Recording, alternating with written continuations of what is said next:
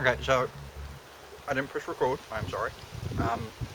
Beef stick. I thought, hey, food wise, might be a good idea to carry something on the field, and I feel absolutely silly because I've been munching away talking to the camera and I wasn't recording. But that's okay. So basically, it tastes like pepperoni. It probably is, funnily enough. You can taste pepper, etc. It tastes good, surprisingly.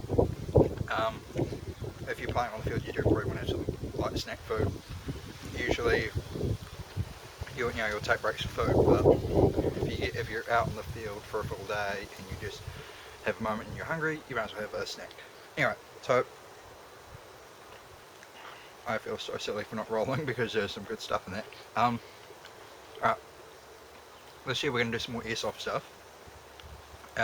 Not just review the gun, well, guns, whatever, but also go through details about different BBs and test different weights of BBs with different weapons. I don't really see that much. The video with the AK, AK-74U, blah blah blah, it's in the magazine there was 0.28 and 0.30. It was a magazine just of mixed rounds just because there was no real difference at 10 meters. There was a huge difference at about 3, but you shouldn't be shooting someone at 3 meters because you just shouldn't, because it's rude.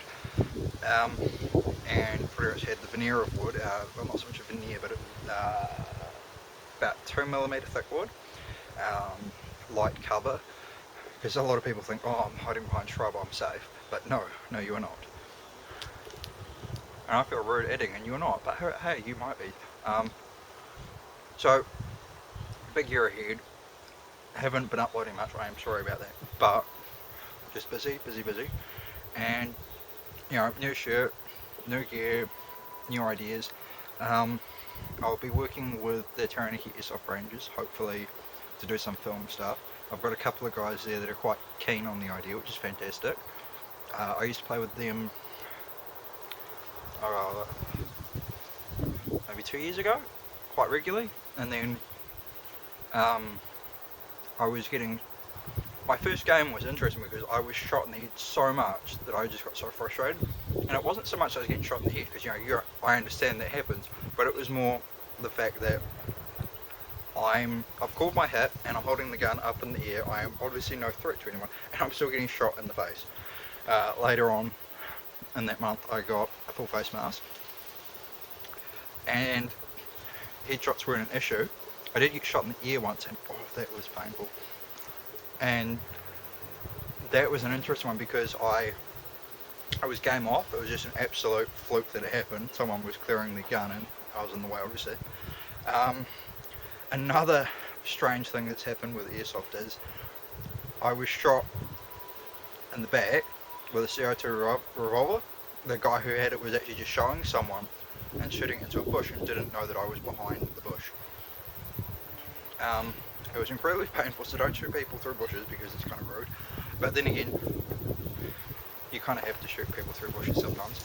But it's just a safe engagement distance really needs to be widely known and understood before you game, especially with new people. My problems as far as airsoft goes, whether it be in Palmerston North, in Hamilton or Auckland, or even here in Taranaki, it's not the people that have been doing it for ages, it's the new people that don't know much. You've got your standard player who knows what they're doing, and the FPS of the gun is like legal and fine.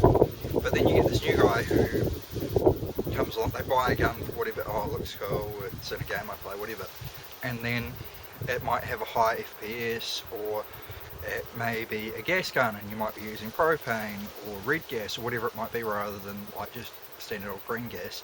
And it changes the FPS, and then there's variables like BB weight, which I don't think new people really understand. I know I didn't when I first started. I was just like, oh cool, BBs, whatever, because they were all the same, the 6mm size. Anyway, so we've got a busy year ahead, so I hope you stay tuned and enjoy, and hopefully you see something useful. And as always, I do appreciate you watching. Thank you.